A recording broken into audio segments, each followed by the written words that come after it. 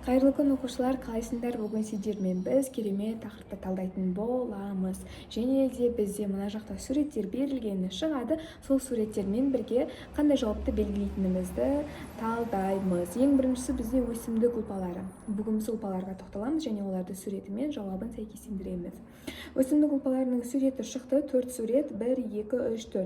Биринчи сүрөттөгү бизде ол сабак учундагы ол түзүүчү ұлпа. Биринчиси. Экинчиси агачтын кабыгындагы жабынды ұлпа. Экинчи сүрөткө назар аударыңыздар. Үчүнчү сүрөттөгү ол фотосинтездеүүчү ұлпа. Фотосинтездеүүчү ұлпанын сүрөтү 3-ке карасаңыздар.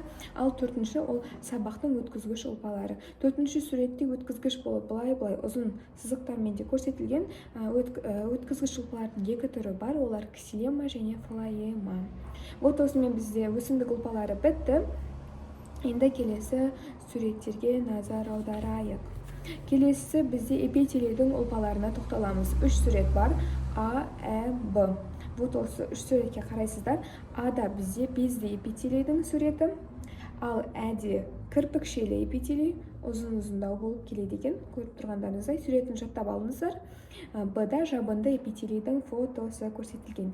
Енді біз дәнекер ұлпаларының түрлеріне тоқталамыз. Мына жақта сіздерге А, Ә, Б деп тағы да 3 сүрет шықты. Дәнекер ұлпаларының түрлері болып табылады бұлар.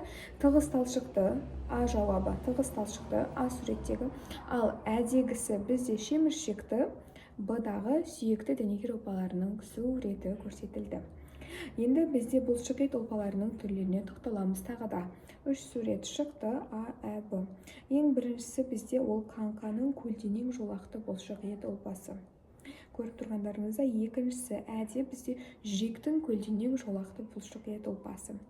Ал бізде В-да өзі асқазанның сүреті көрсетілгендей асқазанның бірыңғай салалы бұлшықет ұлпасы. Бүгінгі сабағымыз қызықты болған болса, лайк басып достарыңызға жіберуді ұмытпаңыздар. Біздің арнамызға жазылып қойыңыздар. Биологияны биобоспен бірге дайындал. Келесі жүздескенше сау болыңыздар.